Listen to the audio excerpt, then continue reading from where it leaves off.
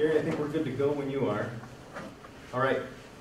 Okay, welcome everyone. My name is Tony Fox. I'm a regional director with the Small Business Development Center here at Mid-Michigan Community College. Tonight we're going to have a chance to take a look at legal entities and organizational considerations for your business.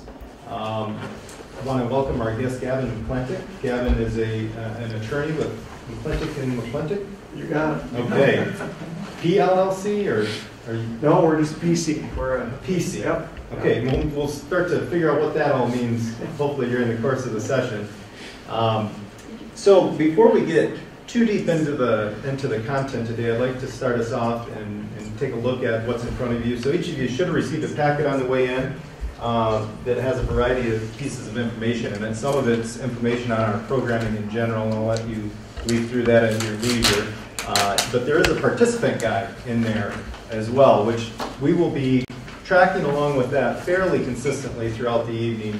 And it's also a good opportunity for you to write some notes down. So you have some blank paper if you prefer to go that route, or if you want to put notes in the margin right where we're talking about that particular topic, you have the option to do that.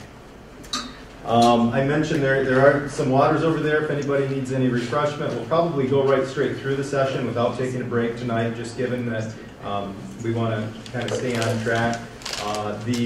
We do have a slide deck that will sort of guide us through this session, but this is absolutely meant to be open and active. We are live streaming this as well to Beaverton and Harrison. So there are some folks up there that might be chiming in with some questions that will come through Twitter with Tia Williams-Fung, who's in the back corner, who will check you in tonight. She'll be fielding those. So if she raises her hand with a question, that might be where that's coming from. Or if Tia has a question, that's fine too. But again, we want to keep it kind of light and really want to answer your questions and kind of get to the root of what you're looking at and what you're thinking about as you launch your business as it relates to what sort of legal entity questions you have. So maybe just to get started, we'll go around the room, just ask you to introduce yourself and just a little bit about the business you're looking to start up, if you don't mind. Go ahead and start in the front, if you don't mind.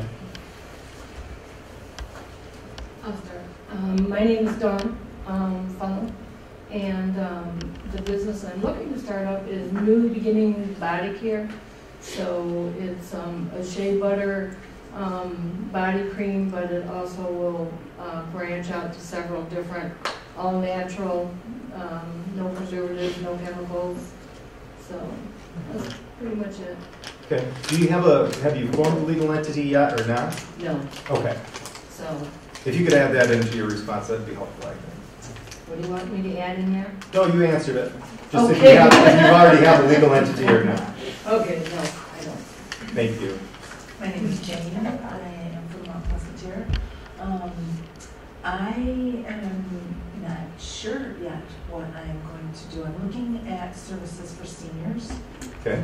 But I'm not sure exactly what niche I want to fit into yet. So this is just the opportunity to come and glean this information so that I can make good choices as I consider what my options are and what I want to do. Excellent.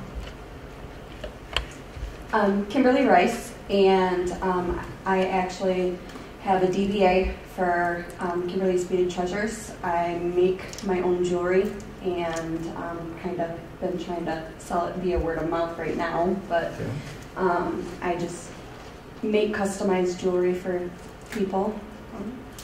That's about it. Excellent. I'm Carlos. I'm looking to start a business in construction and kind of have a design interest as well. Do some design work. Haven't started any legal entity, but I've done construction trades for a while. So. Okay. Excellent. I'm Rick. We got an auto repair facility in Remus, and right now it's in the living trust, and it's going to be going into my name as a sole proprietor. And over the past 10, 15 years, the business has just run. No one's really ran it.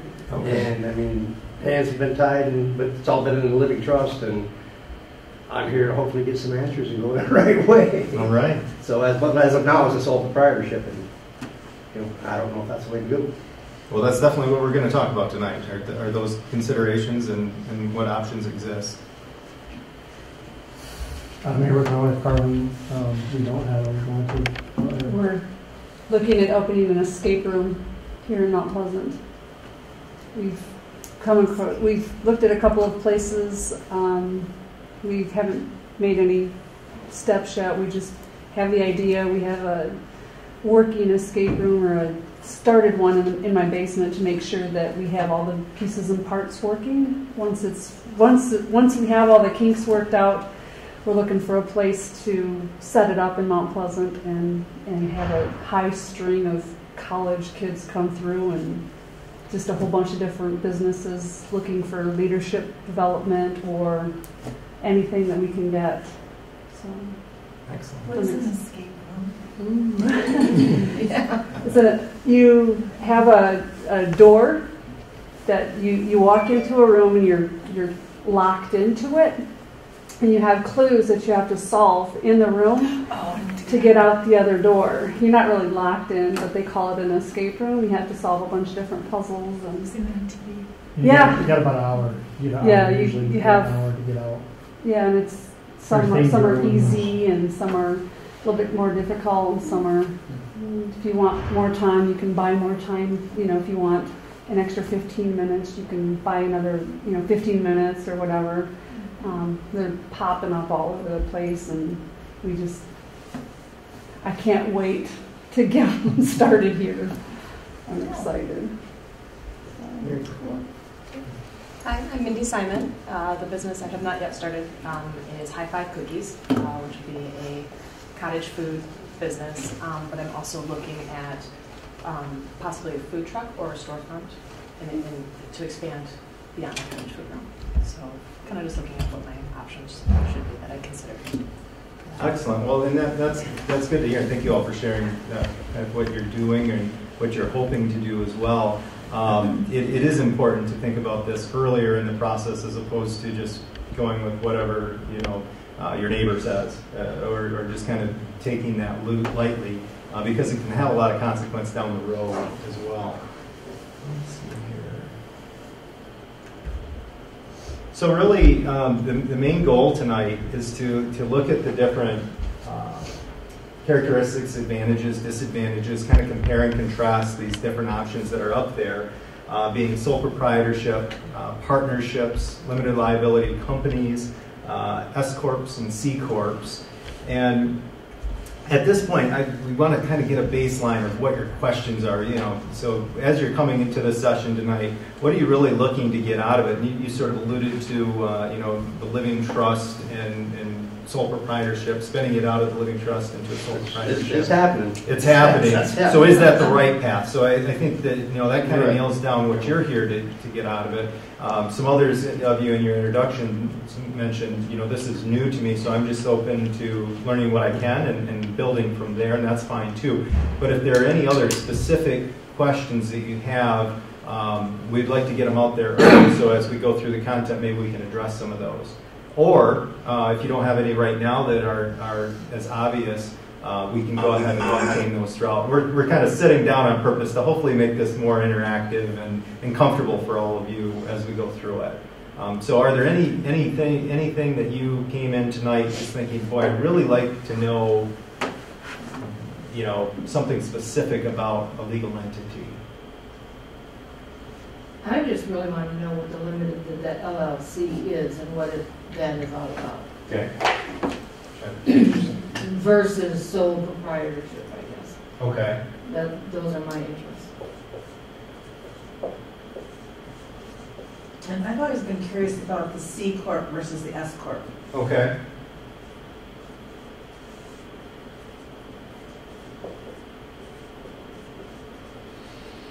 Anything else that we want to put up on them? This is mainly a reminder, so we'll go through all of this. We'll try to tackle everything, and if we miss something at the end, we'll clean it up then. Okay. The good news is this is built right into the training, so I think we'll cover I it. was hoping. Yeah, absolutely.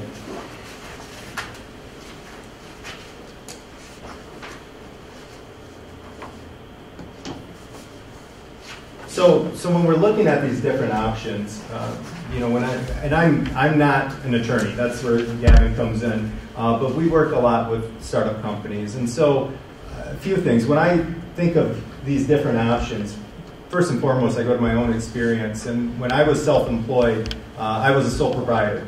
And part of the reason I was a sole proprietor was because that's what I was told to do from people that I interacted with, my family and other business advisors. And I knew something about some of these other options, in particular the LLC at the time, but I went the route of sole proprietor.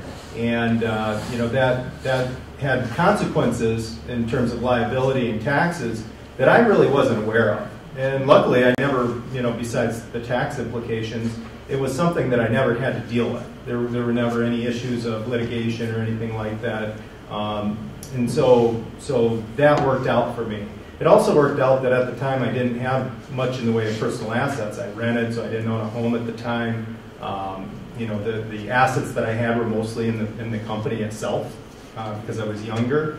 And so, you know, it all worked out. And in hindsight, that was fine. And I was comfortable once I did learn more about the different entity options. However, there could have been some things that were different in my circumstance. And a lot of what we talk about tonight boils down to your specific situations. And that's where, you know, at the end of the day, you really want to be counseling with folks like Gavin and your group of business advisors to make the decision as to what the right decision is for you. Our goal tonight is really to help you be more informed when you have those conversations, to be more efficient in the conversation, you know, to make sure that you're speaking the same jargon and understanding what the conversation is even about. So a lot of it does come down to the differences between the options we're going to look at, tax issues, liability issues, and things of that sort. So with taxation, you know, most of these options up here are what are called pass-through corporations or pass-through companies, where the income is going to come into the company and then flow to your individual tax return. And so we're talking about taxes. One of the folks we don't have here tonight is a CPA. And so they're often another key resource when you're making this determination about, well, which option should I choose, that you're taking into consideration not only the business's potential tax exposure, but also your personal circumstances. And that's where we as the SBDC don't dive into that. It really becomes something where, you know, you need a credentialed tax advisor. We prefer CPAs more often than not, to help you kind of look at it from the taxation exposure side, because you really want to make sure that you're not overpaying taxes. We're not trying to have tax evasion takes place, but, you know, we really want to mitigate our exposure appropriately and legally too. So you want to do that with advice from somebody that's well versed in that field and is helping you look out for your best interests. On the liability side, you know, there's personal and property liability. There's also contractual liability, and then the insurance fits into this mix too. So, you know, when you're thinking about liability, you know, those are sort of some of the elements that we're talking about there.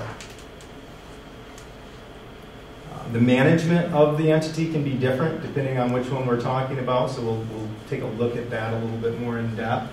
Continuity and transferability, where does this business go? What happens if something happens to one of the partners? What happens if one of the partners or the owner just wants to be out of the business? And we're actually seeing a lot of that activity right now, where we have a lot of area businesses that are owned by boomers who are now starting to look at retirement, how they're going to exit their company.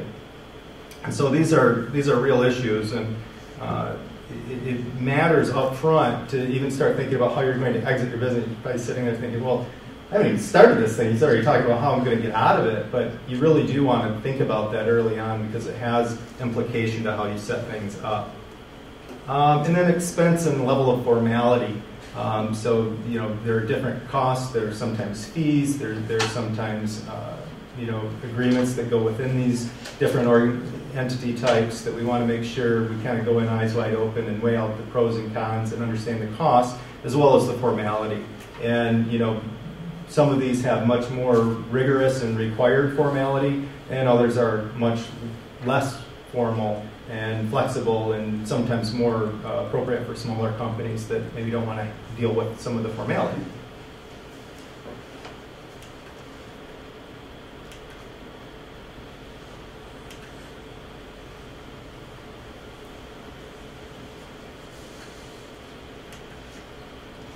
Okay, so this is the question. I'm going to flip back to that slide so we can think about this a little bit. But, you know, we take a look at taxation, liability, management, continuity, and transferability, expense, and formality. So now you're thinking about with your business. I'm hoping that when you walk out of here tonight, you have a bit more of a guide towards, you know, this is probably the entity I think that fits for me. Now I'm going to go spot check that with my CPA and my attorney. That's kind of the idea. So here, what we're looking at is, you know, those different elements that I just went through. Which are most important to you? And that might be kind of challenging if you're very early on and trying to figure out what your company's going to be. But for some of you that have ideas that are more fleshed out, you might be thinking, well, you know, that's really kind of the number one issue that I'm worried about. Or this is the top issue that I think out of this list of 5, you know, is really kind of key. So think about that a little bit. I'm not going to ask you to share that, but I would encourage you to kind of jot that down so as we go through these examples, you can kind of think through that filter. I would say that, you know, sort of the top 2, and I don't believe these are listed in priority at all, but the top 2 tend to be, in my mind, more significant. In some ways, and I think you'll start to see why throughout the course of this when we start to dig into each one. So again, this is something you can write down in your packet, which you think, given the scope of your business, which is going to be most relevant. So we'll start off with the good old sole proprietorship, and we'll start to take a look at that.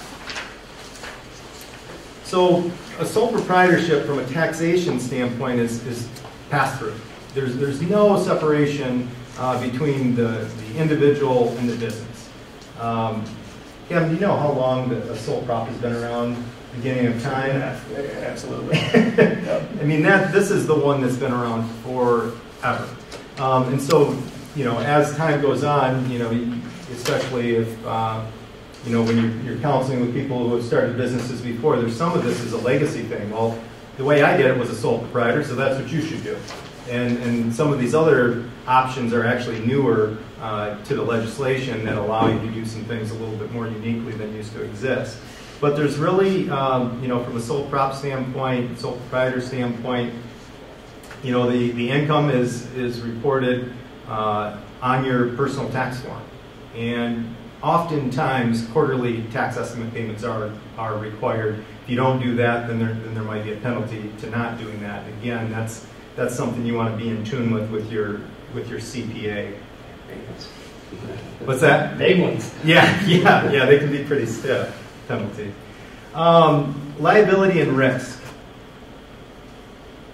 Pretty much wide open exposure. So, you know, a sole proprietor, and I mentioned back to my example, you know, the assets I had were the assets of the company. But if I had a home, if I had other assets that were separate from the business, that's a little uncomfortable, right? That you want to have some separation there, perhaps.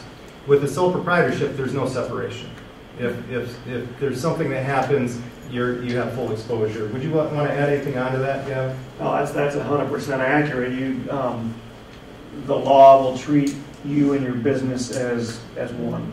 And so you could have a home that you own, personally that you live in. If you have some exposure in your business, whether it be contractual or it could be, like a slip and fall, someone gets injured on premises.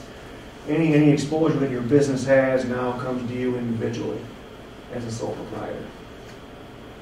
And so there's also another trusted advisor you should have in the mix or be thinking about, and that's your insurance agent.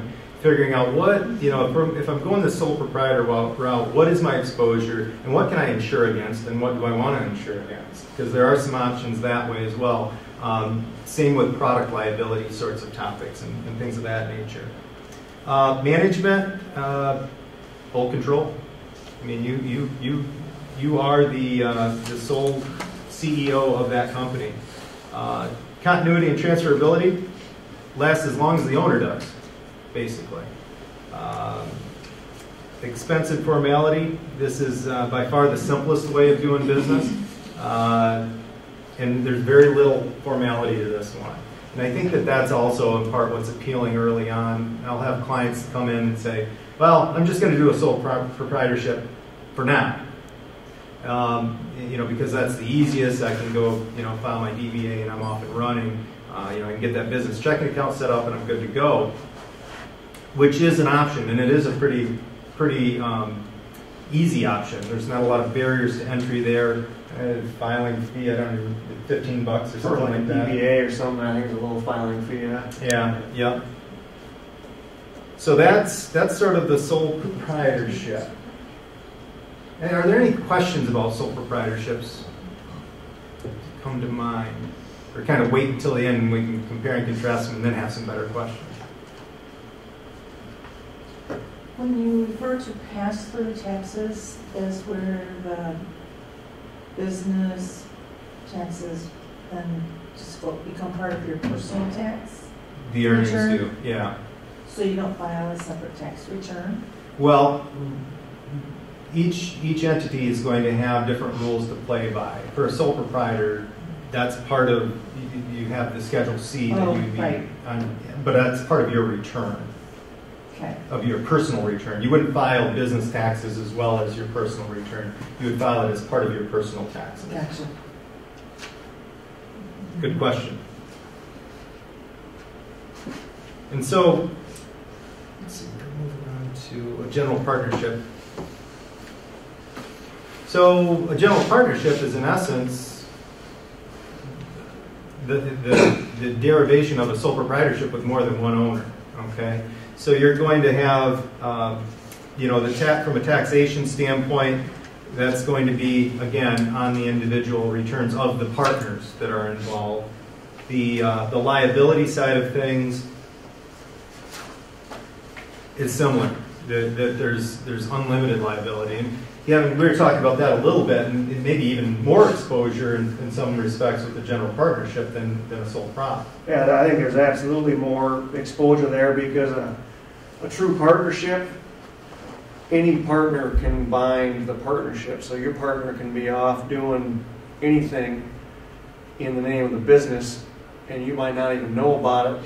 The partnership's going to be liable. And beyond that, oftentimes you may have two individuals that are running a business, but really one of them owns it. But the other person kind of gets a little different idea about that, and there's some common law out there, case law, that says really that business relationship can unwittingly, if you will, develop into a partnership, where you might have one person that's put all this blood, sweat, and tears into running their business that they thought was a sole proprietorship, and they bring someone in that's working hard and helping to grow the business, but they have different ideas of, I was supposed to have a percentage of that or a percentage of sales, and if that's left unchecked and to the detriment of that other person that thinks they own the business, then there's some case law out there that the court can actually imply a partnership in a situation like that. Which is, I guess, and we're getting a little ahead of ourselves, but one good reason to not be a sole proprietor or a partnership. I mean, a partner could go into a bank and get a loan out for $100,000, and all of a sudden the entire partnership's on the hook, and the partnership is the individuals. So you're individually on the hook for anything your partner does at that point. And so the other side of it is relatively easy to set up. I mean, that's sort of a theme throughout this that we see a lot of with companies that are early on that are thinking, it's early on in the development of this company, I need to save money, okay? But, some of the money you're saving is actually going to cost you, tenfold down the road. And that's something that you really want to go in eyes wide open you guys all will because you're here, right? You know, you're looking at these things, but sometimes, you know, rush to get to market, rush to get the doors open, that sort of thing, and sometimes those decisions are made, and then there's consequence of those decisions thereafter. Management-wise, really they're going to be equal rights unless it's some other way specified in the agreement. Continuity and transferability. That's a good question. Yeah, I mean, have you worked with many that are partnerships dissolving, or are you seeing more? I have not in almost 12 years have I seen a partnership dissolve. You do continuity and transferability. I think you end up dealing like with what type of asset it is. For example, if the partnership owns real estate, how do the partners own the real estate? And there's a whole body of law out there that determines that people can own real estate in many different ways. And I guess if the partners own it as joint tenants with full rights of survivorship, then by law, if one partner dies, it's going to automatically go to the other partner. If you own it as what's called tenants in common, one of the partner dies, then that partner's heirs or beneficiaries, the surviving partner ends up being a partner with the deceased partner's beneficiaries. Now they may want that, they may not, but that's where continuity is an issue. It may or may not survive. But I would not say as a partnership that by operational law that the surviving partner just automatically owns the business. I think it's going to depend on what type of assets the business has in that regard. And then expense and formality. Again, similar to the sole proprietorship, although there would be a partnership agreement that would be in place, I would hope. Yeah. Not required though. No, and those are some of the horror stories you hear. You know, I mean, even businesses where everything was going along just fine and well, and then something happens unexpectedly, and that can end a business. In the instance I'm thinking of, where the business couldn't recover from that, and then then you have. That creates deadlock. Like a true partnership is two people, and they each own 50-50. Well, if those two people can't agree on a major business decision, what do? Either you dissolve the partnership or you end up in court, and then the court gets to decide. And so that partnership agreement would include things like capital contributions, distribution of profits, management duties, so who's calling the shots on what, bookkeeping, banking, and termination. Is there anything else you'd add to that? Partnership agreements can pretty much, I mean, it's a contract between the partners that creates how the partnership's going to be run, and I mean, the sky's the limit on that, really. So it's contract law, and they can contract it any way they desire, really. But no, that's about it. I mean, how our decision is going to be made. Does one partner have certain management responsibilities, and another partner has other management responsibilities? They may, within the partnership agreement, decide how, if something happens to one of the partners, that those assets are going to be either bought by the other partner or given to the other partner, or, I mean, there's any number of ways that would be the place to do it, would be in a partnership agreement. I've seen a few of those. You don't see a ton of those, and you see partnership agreements a lot in limited partnerships, which haven't gotten to yet. We're going there next. Yeah. And part of why I'm glad you're describing all this. So sole proprietor, kind of retrace our steps. Sole proprietor, you're dealing with yourself. So there's some pros to that. Once you get into a partnership, though, you're still dealing with a lot of the agreement side of things, and that's where the value of working with a qualified attorney on this is valuable, and it'll save you money in the long run. But if you're going to do that heavy lift on a partnership, there are other vehicles that we're going to talk about that might be more appropriate. So one last question before you move on. Husband and wife then are considered two people and would be a general partnership as husband and wife? I mean, by operational law, husband and wife, they are treated, they're treated as one, really. I mean, if they own, for example, if they own real estate as husband and wife, automatically it transfers. Anything a husband and wife own together, Right. the survivors automatically would get those assets. I guess, again, it probably would depend on, as long as everything's owned as husband and wife, it probably would be a partnership, I would say. It wouldn't be a sole proprietorship. That sole proprietorship's always one person. Yeah. Okay.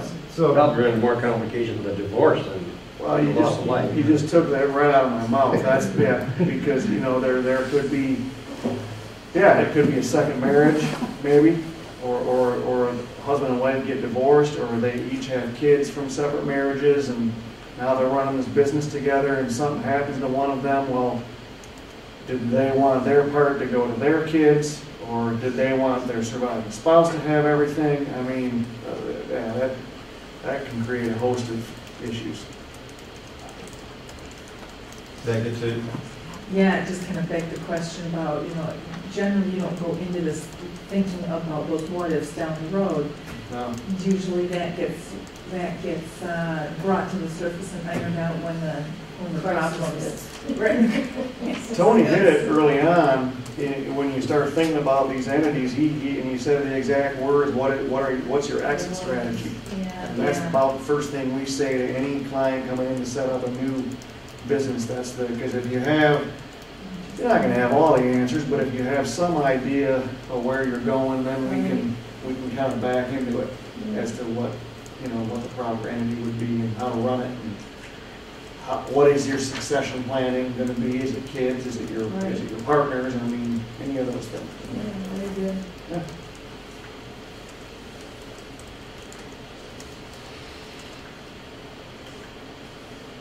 all right, so we kind of moving us right through the slide deck there, Gavin, thank you. The limited partnerships, LPs or LLPs.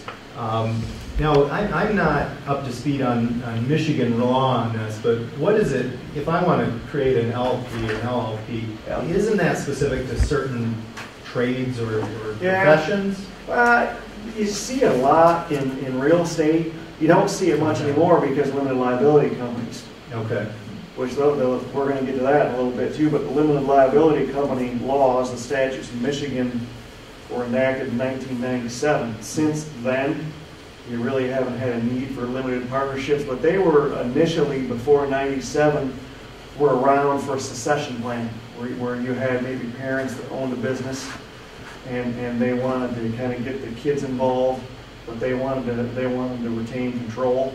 A lot of times, if it was a closely held family type business, you would see a lot of limited partnerships where they would give the kids a certain percentage of the partnership interest, but the parents would really retain control through a partnership agreement. And there's some statutes on limited partnerships, and you do, I think it even says in your slide, it is, a partnership agreement is required with a limited partnership. So you're kind of starting to level of formality kind of as we go down the road. You have sole proprietorship has an old formality, then partnership has maybe just a little more. Limited partnership probably is just a rung beyond that from a formality perspective. But since 06, I haven't set up a limited partnership. My dad has been practicing since 1970, has set up many of them.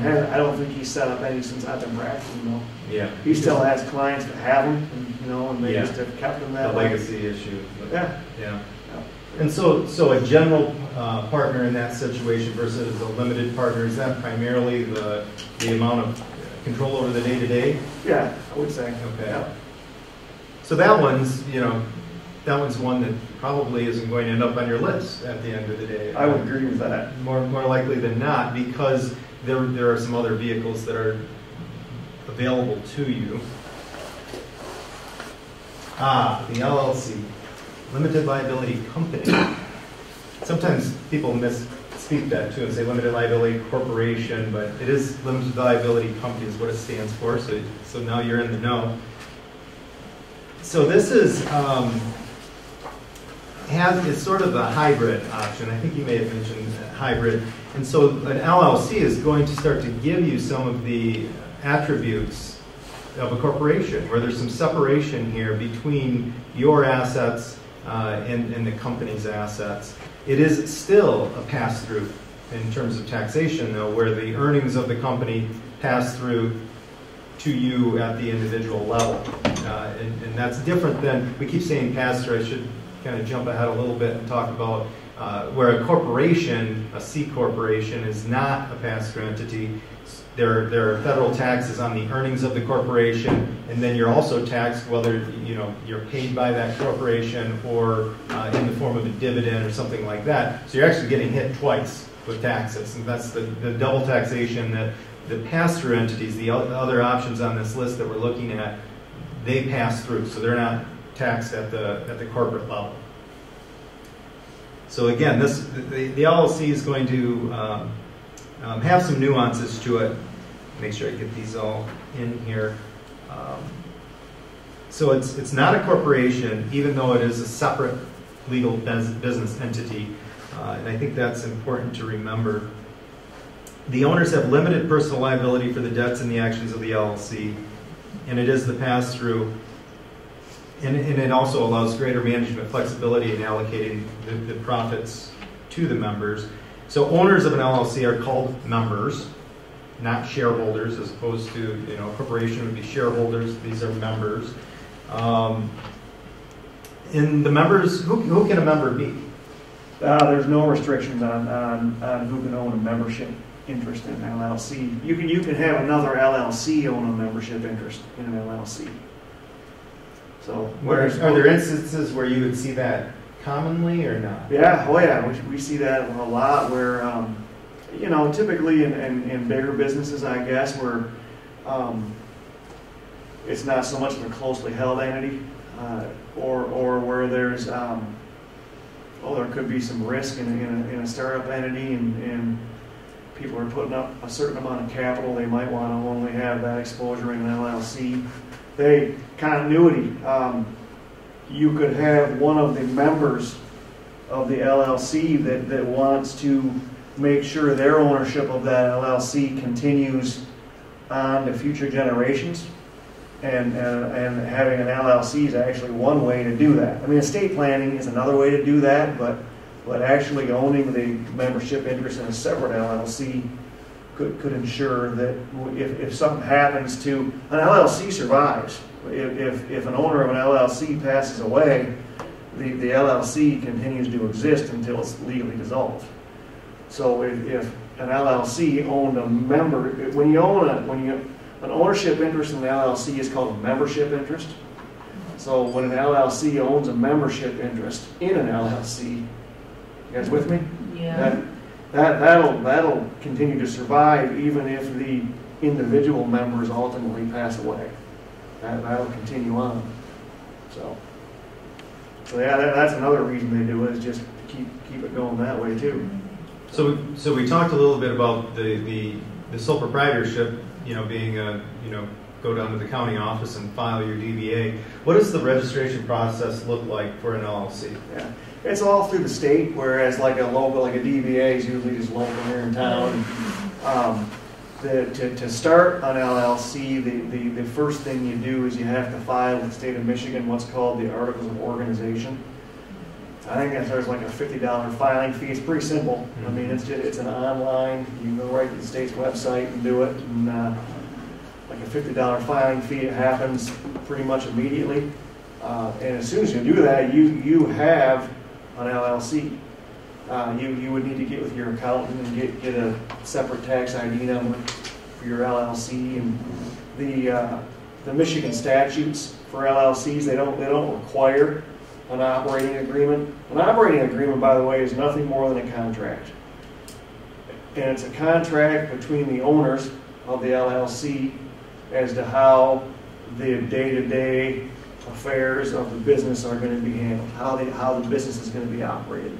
That's all an operating agreement is. It gets into voting interests. It gets into how are we going to handle distributions. What if we have two members? So really like a partner, right? We were 50-50. Well, what if we have a deadlock on a decision that needs to be made within the business? How are we going to resolve that deadlock? You put those items right in the operating agreement oftentimes. You put buy-sell agreements in there if one of the owners either wants to get out voluntarily or involuntarily. I mean, death, disability, bankruptcy, divorce, all involuntary. If a third party wants to buy the entity outright, when do you have to sell? Is there an obligation to sell, or can you choose not to? What if a certain percentage of the members want to sell, but a certain percentage don't? What do you do?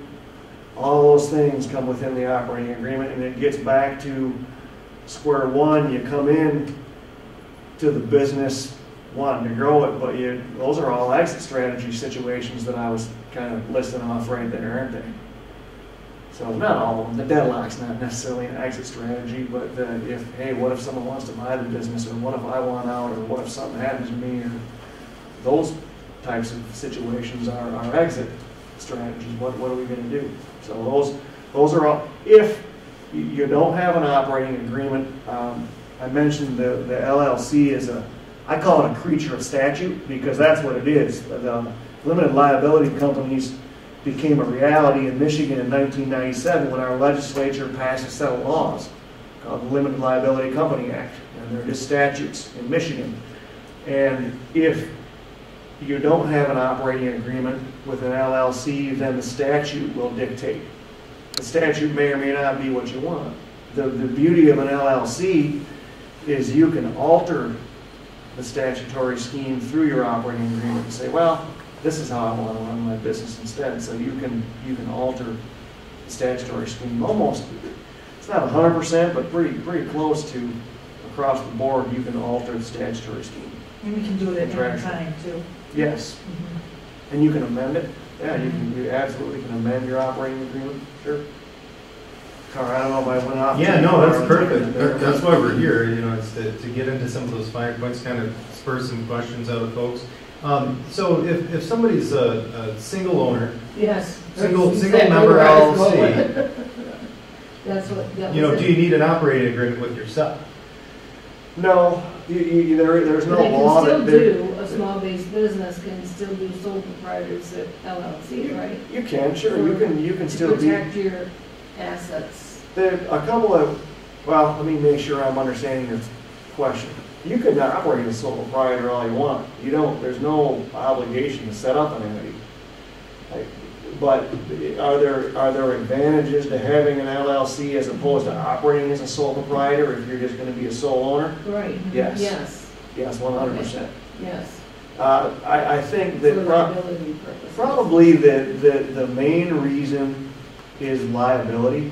Yeah, I think personal liability, especially as your business grows, Right. you don't want the personal exposure. You want your personal exposure and your business exposure to be separate. Correct. If you have a limited liability company set up, it avoids, even though it's somewhat unlikely, but when you have a limited liability company set up, it avoids that scenario that I kind of got back to earlier where you have someone that's working within the business even though you own it. Right. This third party gets an idea because they've been working hard in your business that, hey, you promised them an ownership interest or a percentage of sales, and somehow they miraculously now think they're a partner. Right. By having a limited liability company set up Right. with an operating agreement, Right. you can avoid that 100%. You just have one little provision in an operating agreement that says the only way ownership of this company can change is if I change it in writing. You have that one little sentence in your operating agreement as a sole proprietor or as a sole owner of an LLC, Right.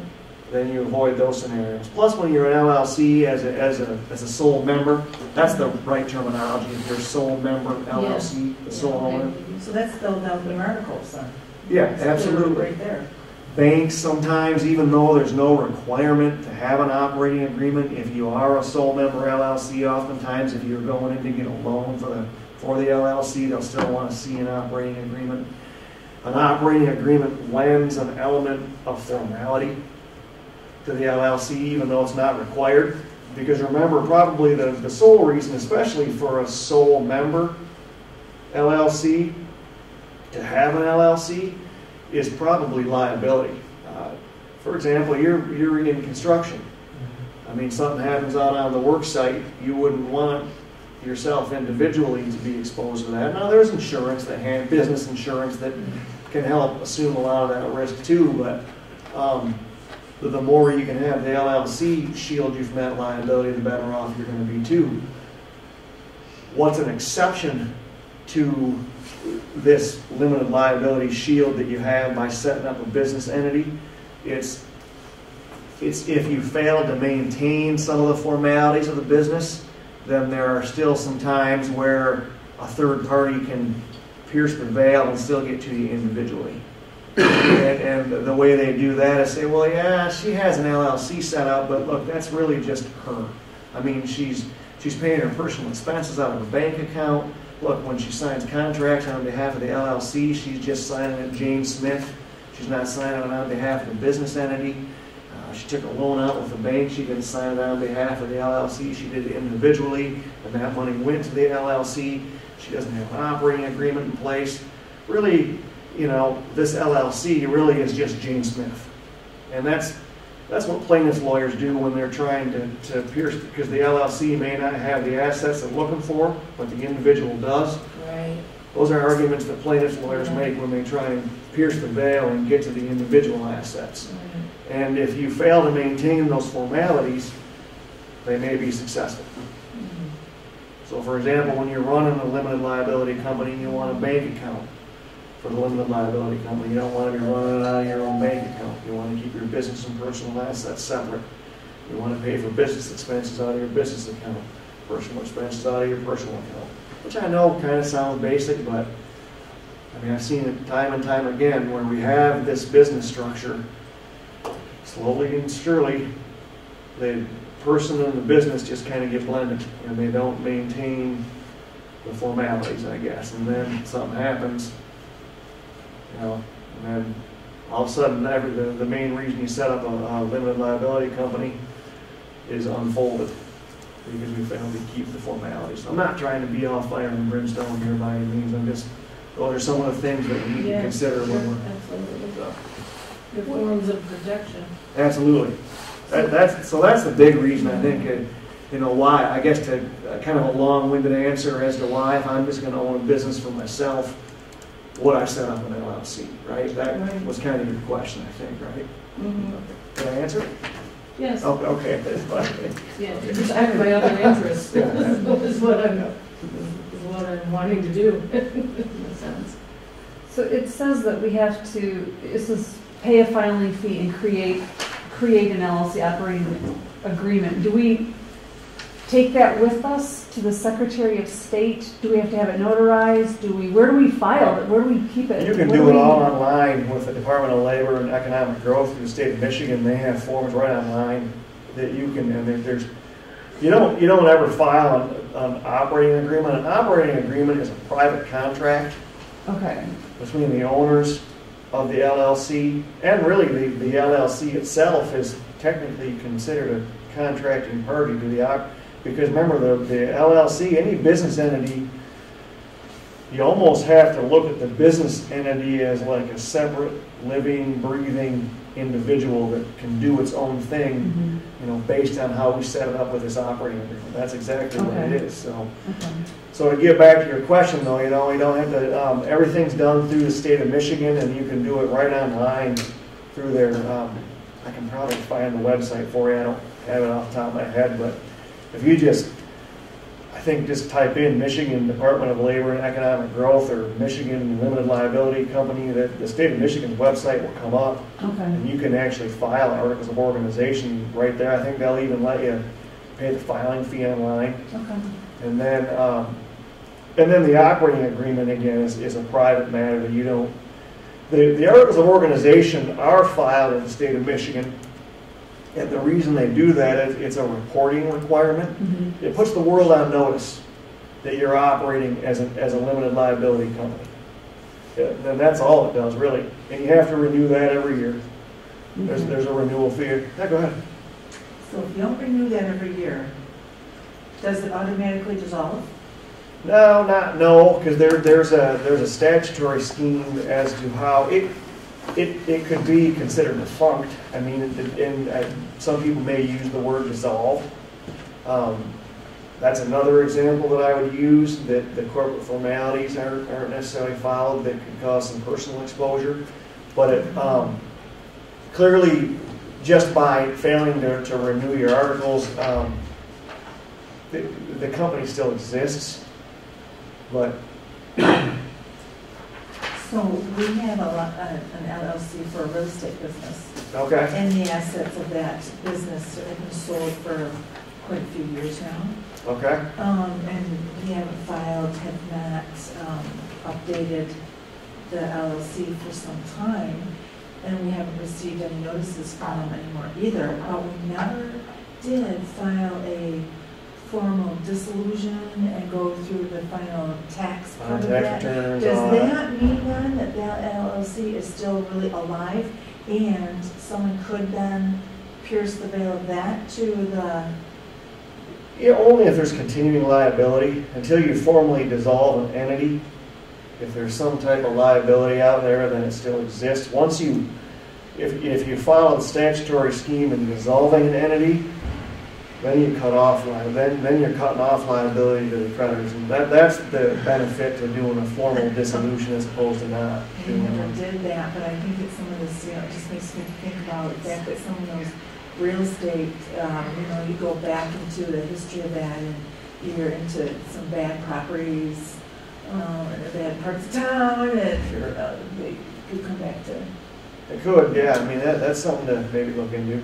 I would agree. you know. How many years ago? What do you mind me asking? How many years ago it was? Oh, probably, I don't know, at least 5 years now. That's good though. But And Yeah, it might. it just as you were talking about, I was thinking, oh my gosh, I never really formally dissolved it. and Yeah. Closed it and filed. yep, with all these entities, there's definitely, except for the sole proprietorship and like a partnership, there's a formal dissolution process that is really all set out in the statutes in Michigan. So is it too late to do something like that? No, that's something we could probably look into if you wanted to chat later about that. We could do that. Mhm. Good questions all around, that's for sure. I want to jump back to, you mentioned the separation of business expenses and personal. There's that's would also pierce the veil of liability, but it's just good practice not to do that.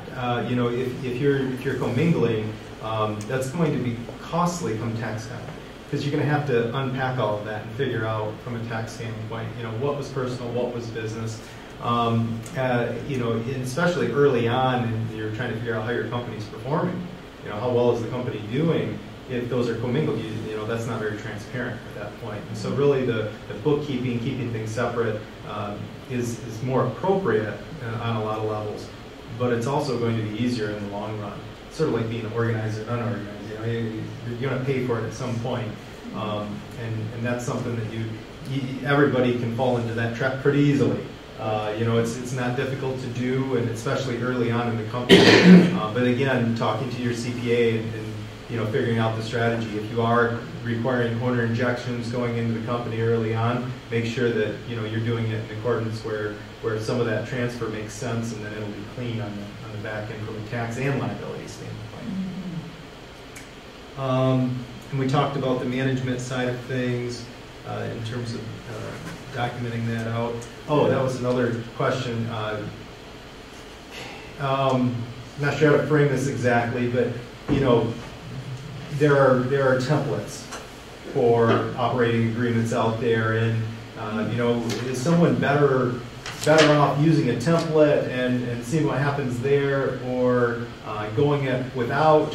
Or the third option is the best in terms of counseling with somebody that's looking at their specific circumstances. But we have clients that, against better judgment, sometimes they're going to just use something that they find online. Have you run into that where somebody's done that and then they've come to you and now you're kind of clean that up?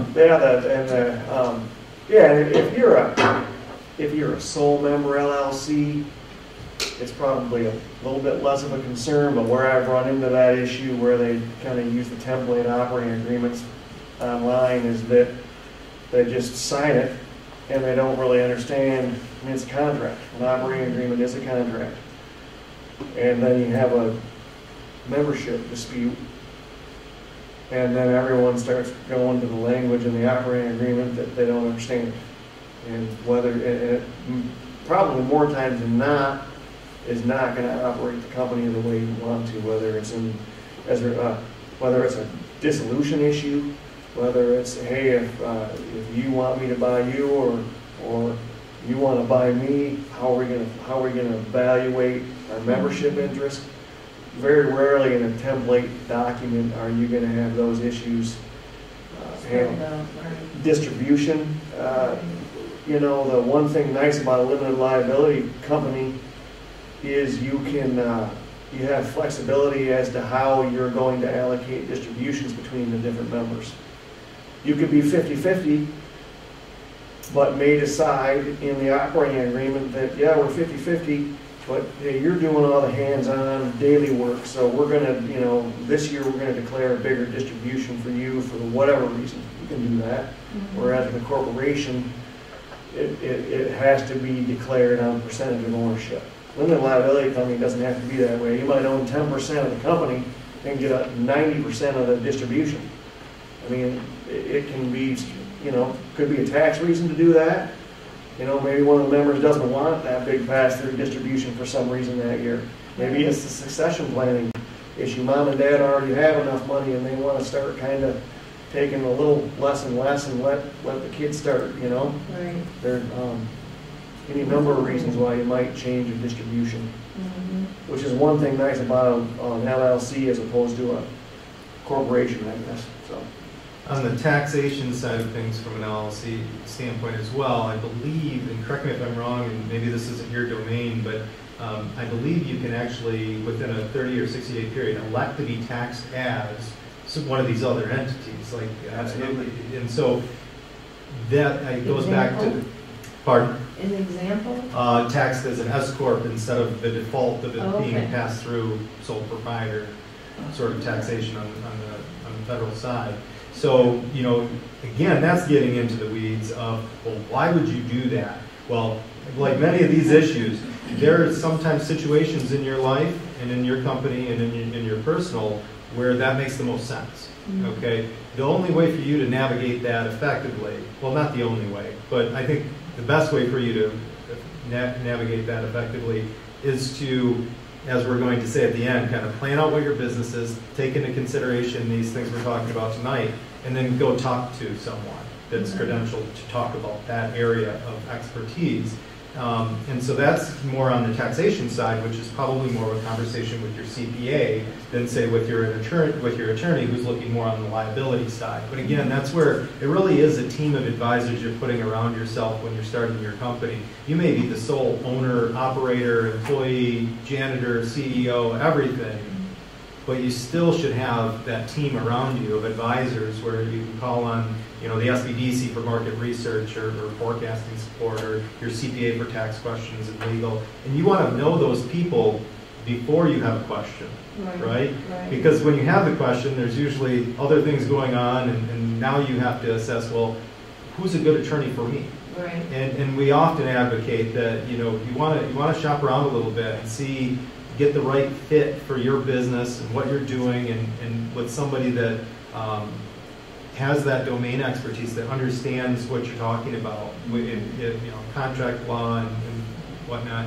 I still remember way back when that I had a couple come in, a newly married couple, and they were getting legal entity advice from the divorce attorney, which isn't maybe a bad thing, but you know, that wasn't really what they were looking for. You know, they were trying to figure out answers to different questions, and you know, so that wasn't a good fit for them. They had a real bad experience there, and there are certain things you should be comfortable asking. You know, it's not just I pull up to the office and this is my CPA or this is my attorney. You want to make sure there's a good fit there, because these are folks you want to be able to call on when you have questions, and they are part of your team. And so building that out, lender, insurance agent, you know, and that whole team around it. So that's part of that business plan. So that's just my soapbox on building out your team. And one thing I don't want to lose sight of, you did bring up a great point on choosing how you want your LLC to be taxed, either as a corporation, an S corp, or just as like a partnership, really. And that probably is one of the things that lends the most flexibility to using the LLC as the entity of choice, really. Because you can still, if the accountant, and I always tell my clients, say, first question I ask is, who's your CPA? And they're the ones that are going to have to make the decision as to whether we choose to tax the LLC as a corporation or we can just do it as a straight up partnership. I know that, and then that got my head thinking about another issue, Tony, is that, and it might apply to your situation a little bit, because you may consider it the business, but the business may own several different assets. For example, real estate. You might have an entity that owns just the real estate. And then you may have a separate entity altogether that is the operating business. And I know that accountants love that. If you have a business that owns real estate, more times than not, they'll actually send clients my way and say, we need 2 LLCs.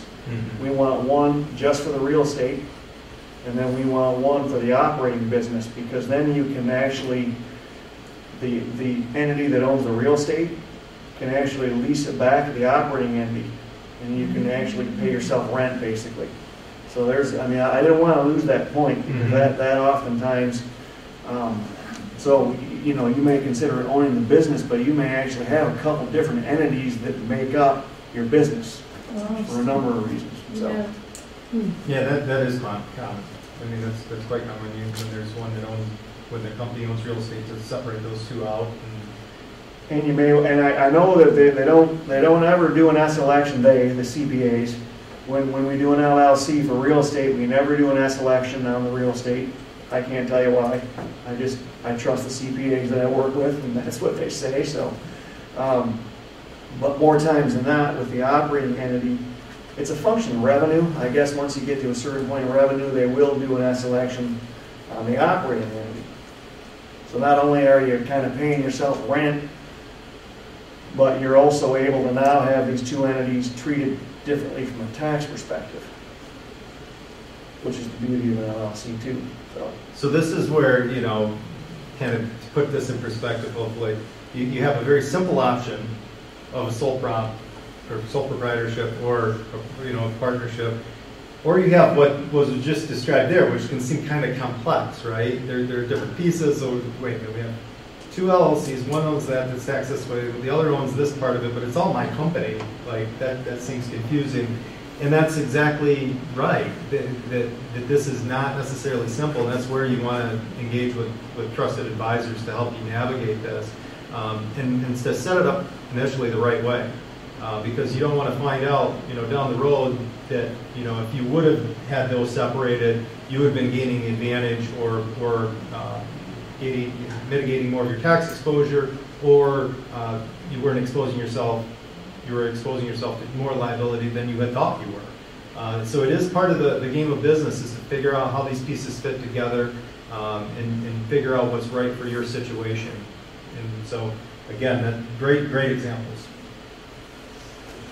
We will move on now to the corporation. Okay. So a corporation is a separate legal entity, independent from the people who run and own it. So again, I mentioned earlier, LLC, limited liability company with members. Corporations have shareholders. Okay. This is more complex than the other examples that we've talked about so far. And again, spot on. This gets increasingly complex, and with complexity usually comes cost as well. In terms of setting it up. And this is also more formal, where you actually have to have, if I'm not mistaken, certain thresholds that you meet with, establishing a board of directors and hosting and holding annual shareholder meetings. And so, yeah, what's been your experience with this for somebody who's maybe a corporation, but an individual in the corporation? I mean, can they wear all these hats? It's hard to do. You can do that, yeah, you can. I haven't done any work with a corporation that's owned by one person since '07. You can do it. You can set up a corporation. Probably the main reason that I haven't is because the LLC really gives you all the benefits of a corporation and then none of the downside. So I mean, really, especially for smaller business owners, there's really no upside to setting up a straight corporation when you can really do an LLC. But you can do it. There's nothing saying that if you're one person and you own a corporation, I mean you are the directors and officers. You are the shareholder, and but you still need to go through those corporate resolutions. You still need to do the corporate minutes for your annual shareholders meeting and your annual directors and officers meeting. And those are two different meetings. You can have them at the same time, but you need to keep your corporate books up. And so there definitely are more formalities to corporations than limited liability companies in that regard. So with the corporation, there's definitely more formality to it that's required, right? I mean, this isn't optional stuff. This is part of maintaining the corporation in good standing, and that can become kind of onerous for a smaller, more closely held company. But yeah, but I think somebody said just form a corporation in Delaware. That's the way to do it, right? What is it about Delaware that's so special?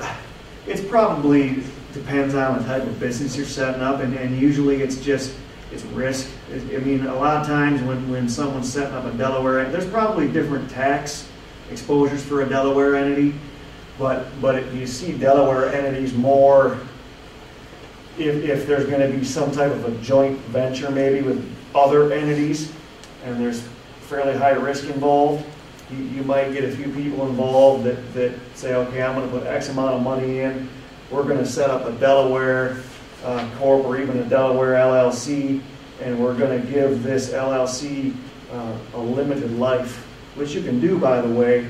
Limited liability companies, and they have continuity of life unless you choose for them not to. You can, right in the articles of organization, can put a specific dissolution date in the company. So a lot of times they'll do that with these, I don't know, it could be a company out prospecting for solar leases or wind leases or oil and gas or anything like that. And we're going to put X amount of money in. It's kind of high risk, high exposure, high reward. One venture. We're going to set up a Delaware entity because there's some more flexibility within the Delaware statutes that shield the individual owners more so than other states. Okay. As far as I know, every state has limited liability company statutes and business corporation statutes. They don't, but they're not all the same.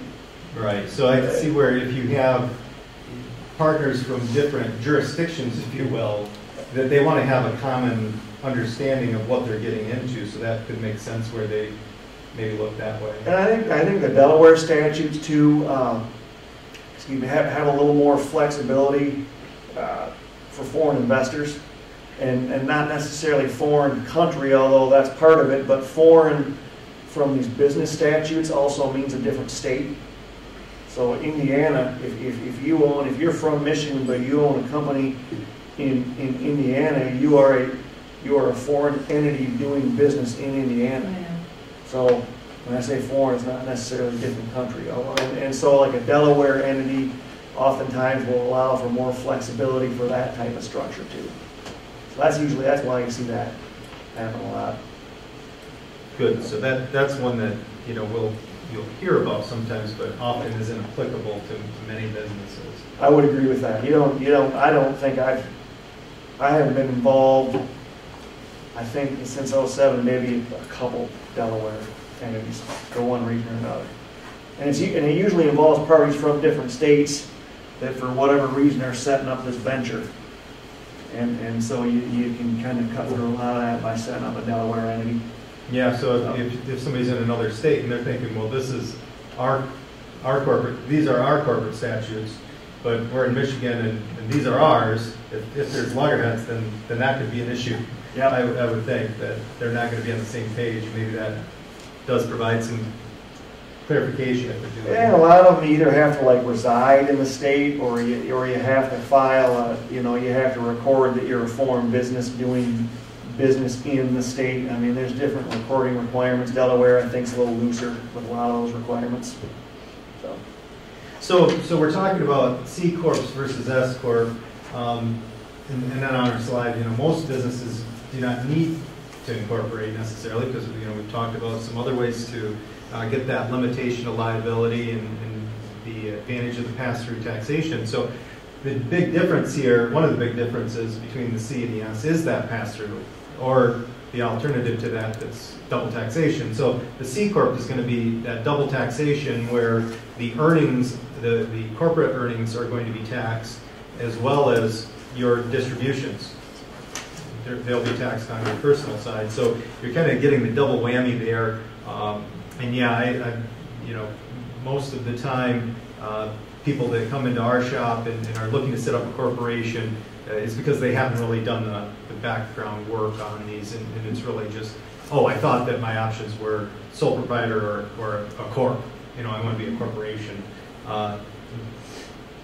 So again, more formalities, more cost often, and not necessarily the ideal vehicle to, if you're just looking at, how do I minimize my tax exposure? How do I get some separation of my personal and business assets?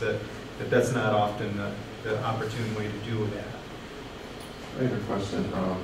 So I talked to a CPA which told me that I should have a C Corp because some of my business idea is to have a construction business, but I have some education as a designer. Okay. And so I wanted to kind of use it as a way of getting into design, and how well that goes, it may become more of that. So I don't know if he was saying that because of what I was thinking of doing, but he was saying I should have a C Corp. And as I'm hearing it doesn't sound like that's maybe the best thing, but I didn't know if there's specific advantages if you have, if you're thinking that you want to start this business that's as a construction business with offers design services, but then you want to move within that business structure to being a designer, and maybe even a separate, having that being a separate entity at some point. Is that easier in a C Corp, or? No, I can't, man. I guess, I'm no C. In an LLC, like the separate entities just within that, is what you talked about? Yeah, I'm not a CPA, so maybe again, I usually leave that to the CPAs, but I actually would question that. I haven't, I don't see anyone setting up C Corps anymore. Nobody. And every dollar of profit that comes into that company gets waxed twice. It gets hit when it comes into the company, and then if you try and take it out, it gets hit again. I don't, as I hear you explaining, the reasoning is that you want to do some consulting within the company. Any one of these entities would legally allow you to consult. I guess usually what I would do if someone came into my office with that question is I would get the CPA on the phone in my office, and we'd have a conversation with the CPA to make sure we're all on the same page, and maybe there is a reason, right? And then we could talk that through, and if that indeed is the best entity, then we certainly could set it up. But I find it hard to believe that either an LLC or an S Corp wouldn't. There's been and I can't even give you a good reason why, but I've worked with a couple CPAs when posed with the question, do we set up an LLC with an S election to tax the LLC as an S corporation, or do we set up a straight S corporation? There's a reason sometimes that they like a straight S corp, and I don't know the reason why, but I always defer to the CPA in that situation and say, no problem, we'll do an S corp then. Because we can make an S corp do what we want them to do too, and you can have, yeah, there's more formality, but you can still have a lot of flexibility, and if it's going to save you that much money or have that much tax advantage at the end of the day, then it's worth it usually. So, but yeah, C corp, I question that. Yeah, I have no rationale other than I've not seen that where that makes sense with any of our clients. You know, and what you described there isn't, you know, usually my understanding with the C corp, you know, there's going to be more going on there in terms of risk, in terms of scalability. You know, so if what you're talking about is going to balloon to, you know, 50 million overnight, you know, then there's some, you know, growing pains that you can have, I think, if you're not in an entity that can scale up to that. But yeah, S corp, we do have clients where you know, based on their advice, they do opt for an S corp, and again, we don't get in the way. But yeah, I'd encourage you to probably have a deeper conversation and kind of figure out why that is, and you know, and there could be some reason there that really needs to be addressed, but based on what you shared, I'm not hearing it either, and I'm sort of at arm's length from all of this, but yeah, I would ask some more questions, and I'd also probably ask around to some other providers just to kind of get consensus, so get the second opinion on that one. One thing about these the S corporations too, if you still have to elect with the IRS to be an S corporation. And if you don't do it timely, you by default become a C corporation. And once that deadline comes, now that's more of a CPA issue too, but once that deadline comes and goes, and you don't do your S election, you are a C corporation. And then you're dealing with that double taxation. And that is the big downfall of a C corporation, is the double taxation. That's a lot of money. Mm-hmm. You know? Yeah. I mean, I don't like paying taxes, I know that. So, you know, as we're kind of hitting on the limitation of liability, the double taxation is obviously the big elephant in the room on that one. And also, you know, there could be some reasons, you know, where you do that, but they're much more the exception than the norm. And again, the S corp, I think we've kind of addressed that. Any questions on an S corp or a C corp? You can have professional corporations too. In fact, there isn't. I mean, I don't. Maybe that's what he was getting at.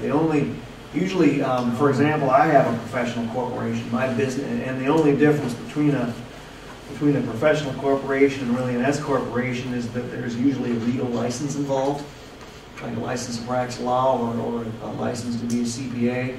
Realtors, I don't think need that. There's some professions that don't need this.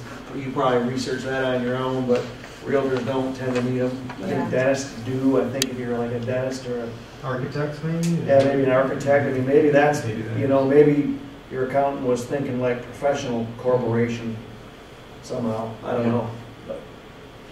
I was wondering if your that might design more is sense. architectural. Is that what Yeah, you're well, thinking? I'm not a licensed architect, But you're thinking along those lines. Yeah, Okay, I was just wondering what your design. yeah, type of so work. it would be like Because design it could be build. big, yeah. It'd be like design build, and you know, Yeah. would launch this as like a design build, design build company, and then you know, hopefully, if it all never didn't, I would really work on the construction side of the business and have the business, but it, you know, it would be something that I would like to, as a launching pad for myself to design. Architectural design, building design, in that interior, or both? Not some No, interior. okay. Architectural. So what now? You know, where do I go from here? Again, you know, we're all about planning and thinking ahead as much as we can and anticipating what's going to happen, but we also realize that, you know, you've got to get out into the market too, and you can't let the plan get in the way of you doing that. But when you think about your business and ultimately, you know, stretch it out a little bit further and where you want the company to go, where you're at, where you want it to go, and maybe even so far ahead as thinking about the exit possibilities of it. The more you think about that, the better it'll guide what your option, what the best option for you is, and to then be more informed about having that conversation with your business advisors when you go to pull the trigger on it. Thinking about things like who's going to have control, what sort of revenues and expenses am I going to have, and what sort of profitability am I going to be exposing to taxation? Is there significant product liability, and what does that mean? And how do I mix protect myself through a combination of the legal entity as well as what I'm going to insure against? Ask an attorney. Ask Gavin or somebody like Gavin that's a trusted source for you. But again, it is that team decision, and I like to hear that you're often in communication with the CPA in making that decision, and that's all around your situation. Again, that you go in and understand there are some options. My two biggest, at least in my estimate, the two biggest things I need to be thinking about are taxation, how I'm going to get paid off of this company, and how do I do that in a way that best puts money back into the company and helps me grow, and then also how do I keep some separation between my assets, my personal assets, and the business assets, knowing that there are things that will come up along the way that may start to pierce that veil. I may have a loan after a couple of years that I want to access to grow my company, and they may require a personal guarantee. Those sorts of things start to become the decisions you make as an owner, and our goal really is to help you make more informed decisions. So hopefully you've made some good notes, you have some better questions. Maybe you don't have all the answers, but I think part of this session is to really have better questions when you reach out to those professional providers to make better use of your time. So you're kind of having a higher level conversation earlier on getting the most benefit for when you are on the clock and you are paying for those services. That we want to make sure you get the best use out of that time. Right.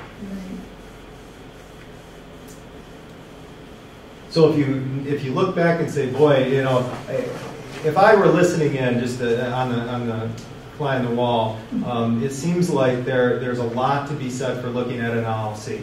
Now, not to say that that's what you should choose, because I don't know that it is, but there's at least something about the ability to get the limitation, to have some control over the taxation. It doesn't tell you if you need to make an election or not, but it does help you to kind of get your bearing, and it's sort of the three bears sort of. You got your very easy kind of wide open, go file the $15 DBA and you've got a business, but you also have some downside to that.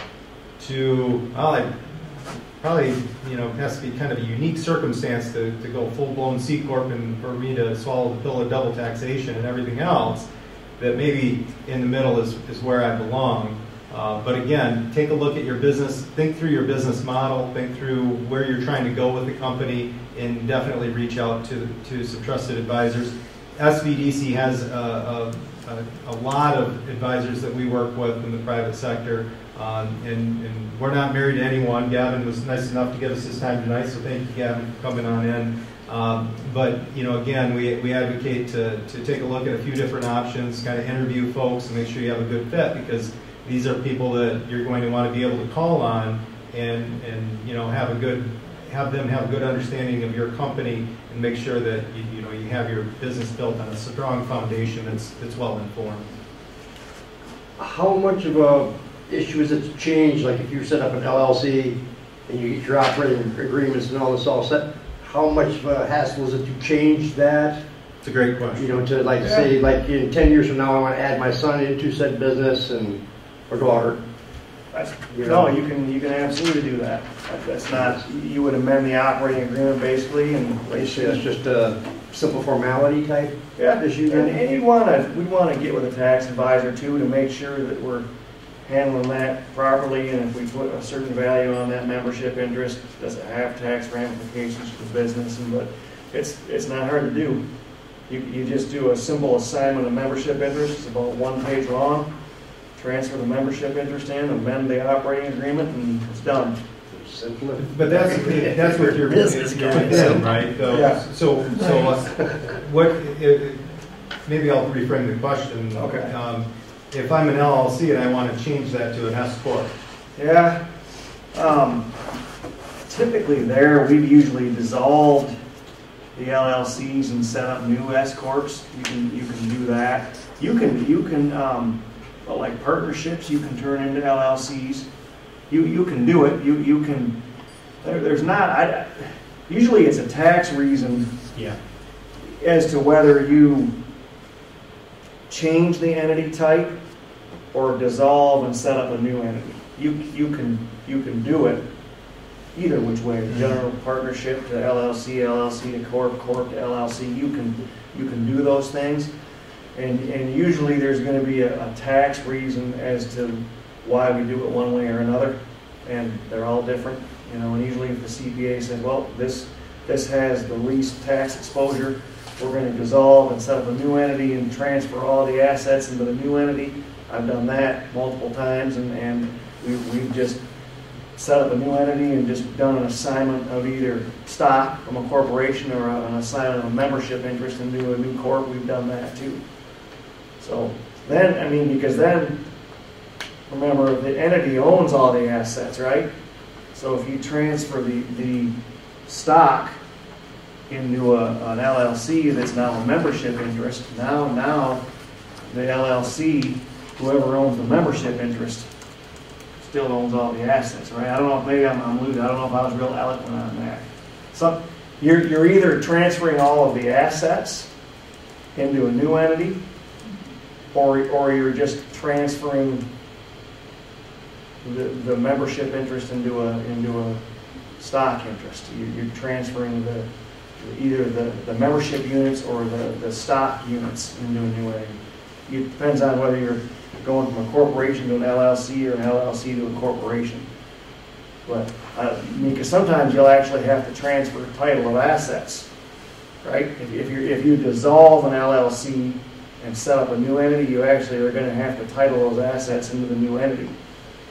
If you don't do it that way, if you're not going to dissolve the entity, but you're going to just transfer the membership interest into a new entity, then you don't have to transfer title of the assets. That kind of happens by default because you're transferring the ownership interest already. So I don't know. I'm sorry if I'm getting a little. No, it's getting late. I'm thinking about the World Series already.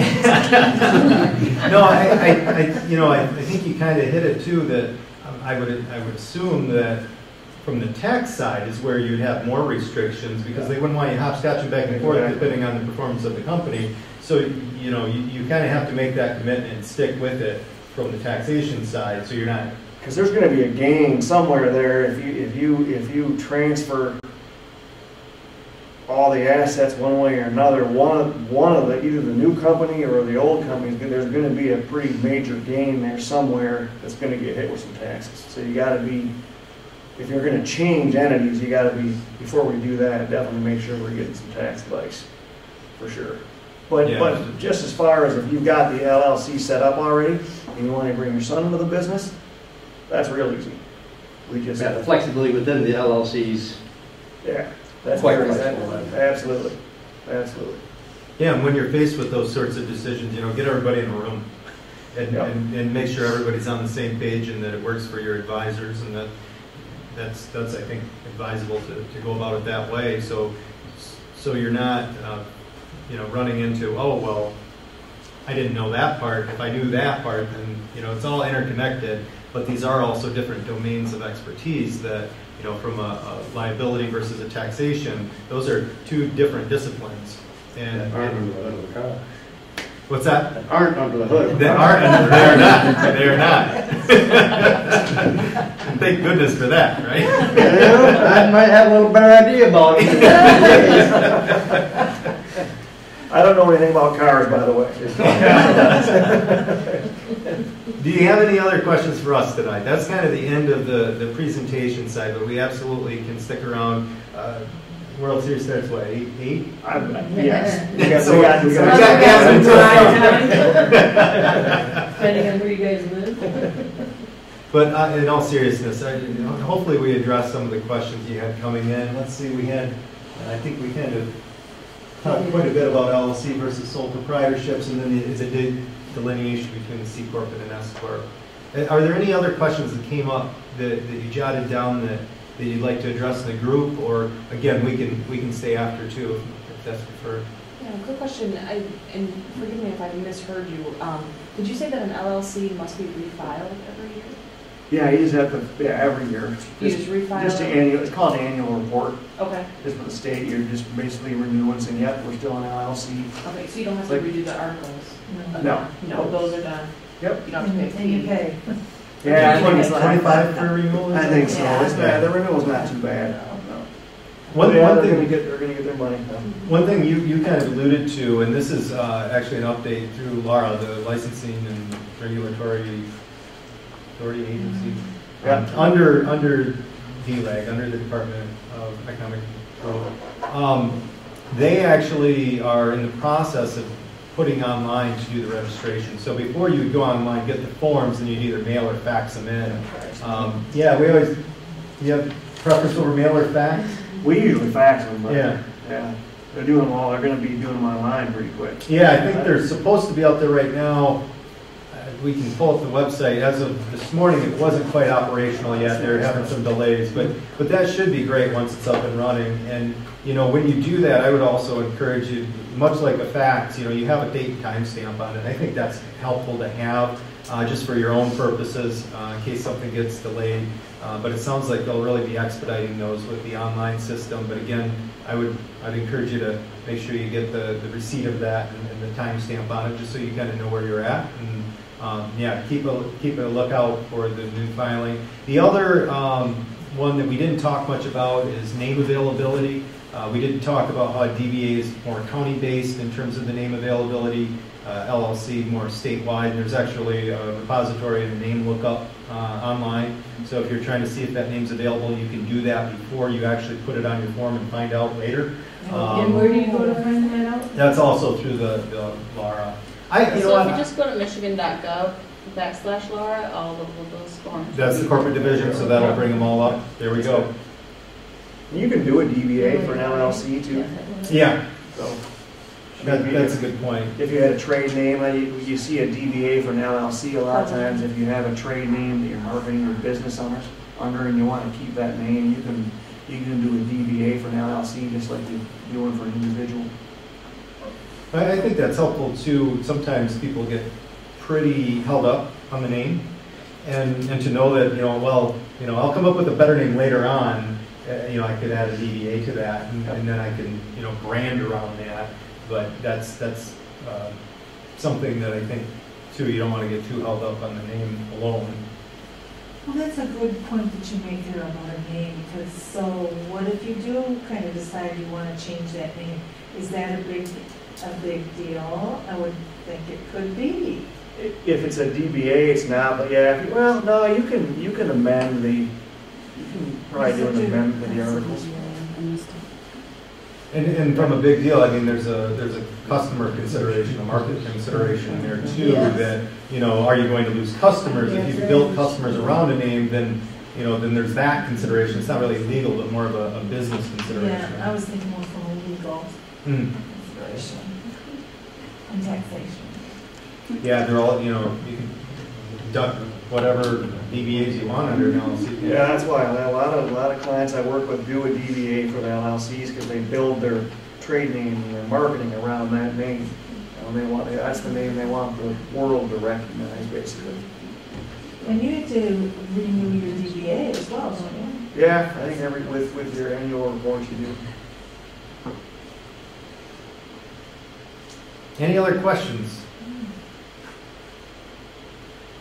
Tia, any questions from Beaverton or Harrison? No. Pretty quiet? Okay.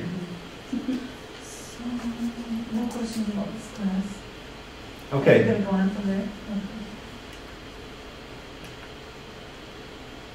So hopefully we've learned about the organizational types, the characteristics, and you feel a little more comfortable having a conversation about making that decision with your providers. I will be sending a follow-up survey, or somebody from our team will be sending a follow-up survey so you can rate this session. Please give us feedback. We're always trying to make these better, and thank you for your time tonight. So here's my question then. If you want to wait just a second, are we